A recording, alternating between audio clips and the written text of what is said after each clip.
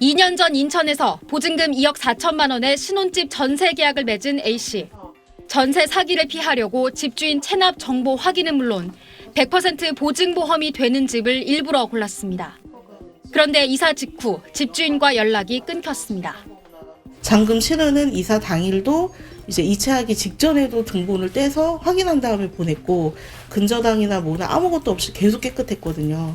이거는 내가 완전히 속았구나. 불안한 마음에 등본을 떼봤는데 어느 날 등기부 등본상 선순위 권리자로 이전 세입자 이름이 올라와 있었습니다. 역시 보증금을 돌려받지 못한 이전 세입자가 계약 만료 후 우선 변제권을 위해 법원에 임차권 등기 명령을 신청한 겁니다. A씨도 법원에 임차권 등기 명령을 신청했지만 거부됐습니다. 한 물건에 두 개의 물건을 중복해 설정할 수 없다는 일물일권주의 원칙 때문입니다.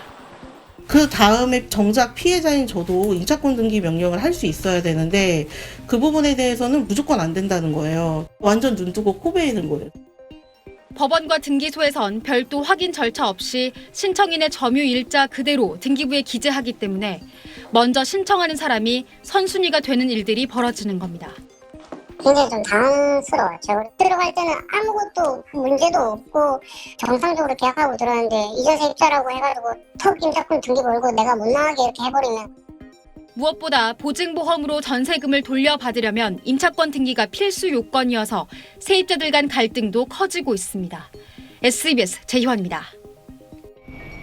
부동산 통계정보 시스템에 따르면 1월부터 9월까지 연립, 다세대, 다가구 같은 전국 빌라 거래량이 지난해 같은 기간보다 41.5% 줄었습니다. 통계 작성이 시작된 2006년 이후 최저치입니다. 빌라 거래량은 2021년 1월에서 9월 18만 호대였으나 올해 6만 호대로 급감해 연간 거래량이 10만 건 아래로 떨어질 것으로 보입니다. 빌라에 대한 전월세 거래도 급감했습니다. 서울 부동산 정보광장 통계에 따르면 지난 1월에서 10월까지 서울 다세대 연립 전월세 거래량은 10만 9천여 호로 작년보다 12.8% 감소했습니다. 반면 빌라를 대체할 수 있는 전용 면적 60제곱미터 이하 소형 아파트의 전월세 거래량은 1월에서 10월 11만 4,962건으로 관련 통계가 집계되기 시작한 2011년 이래 가장 많았습니다. 전문가들은 전세 사기 이후 빌라를 피하고 아파트를 선호하는 현상이 더 강해졌고 자칫 이런 현상이 전세값에 영향을 줄 수도 있다고 설명합니다. 또 빌라 임차 보증금 보호 규정을 강화하는 등 아파트 대체주택과 주거 사다리 역할을 해온 빌라에 대한 대책이 필요한 시점이라고 지적합니다. SBS 손승욱입니다. 친절한 경제 이번 주도 권혜리 기자와 함께합니다. 권 기자, 어느새 연말이 다가오고 있습니다. 네. 이 연말 지나서 내년 초까지 이 전세 가격이 떨어져서 역전세난이 심할 거다, 이런 전망 많이 나왔었죠. 있었죠. 그런데 아파트는 최근에 이 전세가가 서서히 오르고 있다고요? 네, 먼저 지금 보시는 표는요.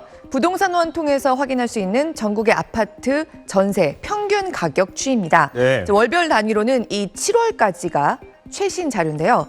전세 주기가 2년인 걸 감안하고 봤을 때 2년 전인 2021년 7월, 그러니까 임대차 보호법이 통과된 지 1년이 지나면서 전세가가 고점으로 치닫고 있던 2년 전에 이때보다는 여전히 전세가가 많이 낮은 수준이긴 하지만요.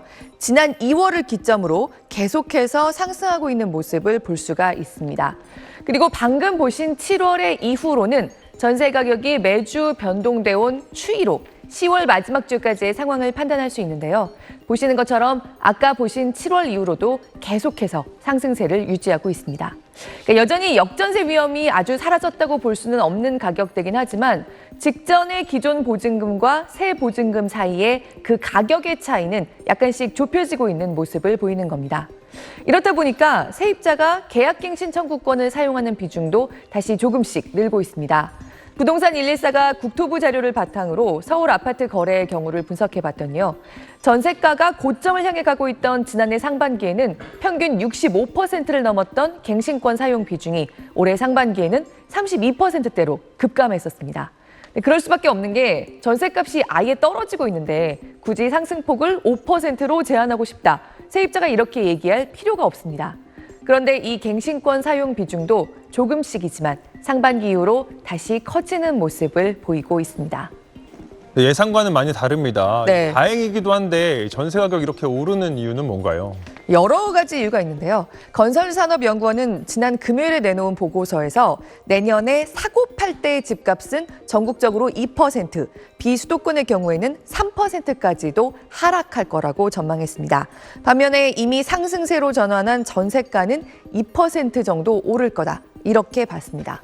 금리도 높고요. 그리고 주택 가격이 여전히 과거에 비해서 부담스러운 수준이기 때문에 특례 보금자리론처럼 정부가 내주는 조건 좋은 정책 대출도 사라진 시장에서는 매매 수요는 확실히 지금보다 줄어들 걸로 보인다는 겁니다. 그러면 집값이 더 떨어질 걸 기대하고 집을 사지 않고 기다리는 사람들이나 또는 금리가 부담스러워서 대출을 낼 수 없는 사람들 모두 어딘가에 새는 들어야 합니다. 결국 임대차 수요는 증가할 수밖에 없기 때문에 전세가는 오를 수밖에 없다는 거죠. 그리고 주택 공급이 올해에 이어서 계속 감소세일 것도 전세 가격은 오를 걸로 전망되는 이유입니다. 그러니까 주택 공급이 줄었다고 했던 2019년과 20년에도 주택 인허가 물량이 연간 48만 호 안팎씩은 유지했었습니다. 그런데 올해는 38만 호, 내년에는 35만 호 정도에 그친다는 게 건설산업연구원의 전망입니다. 전월세는 진짜 수요, 진짜 사람들이 필요한 만큼의 수요를 반영하죠. 그래서 낡은 집들, 빌려 살기에 더 이상 적합하지 않은 집들이 꾸준히 늘어나고 있는데도 새 집이 많이 지어지지 않으면 결국 전월세 가격이 상승하는 분위기로 이어질 수밖에 없습니다. 네, 올해 전세 사기 많이 일어났던 다세대 주택은 좀 어떻습니까? 역전세 상황 좀 나아졌나요? 네, 방금까지 보신 아파트 상황과 여기는 다르다는 게 그게 좀 문제입니다. 올해 3분기에 수도권 연립과 다세대 주택 거래만 봐도 52.5%가 역전세였습니다. 기존의 전세 보증금보다 시세가 평균 3천만 원 넘게 하락해 있었습니다. 과천 같은 경우는 보증금 시세가 평균 1억 원 정도 2년 전보다 떨어져 있는 상태고요. 85%의 빌라 전세 거래가 역전세로 이루어지고 있습니다. 인천 중구 같은 경우는 97%에 달합니다. 그러니까 시세가 떨어진 대로 반영돼서 원활하게 다시 계약이 이루어지는 경우들은 다행이지만요. 최근에 대형 전세 사기들에서 보듯이 매매가와 임대 보증금이 하락하는 상황에서요.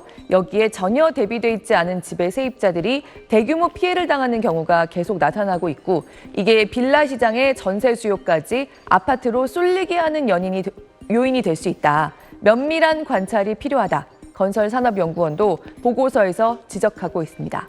아파트로 수요가 쏠려서 아파트 전세가는 더 오르고 빌라 시장은 더욱 얼어붙는 악순환이 나타날 수 있다는 겁니다. 네, 다세대 주택 사시는 분들 피해 없도록 친절한 경제에서도 계속 다뤄주시죠. 네. 잘 들었습니다.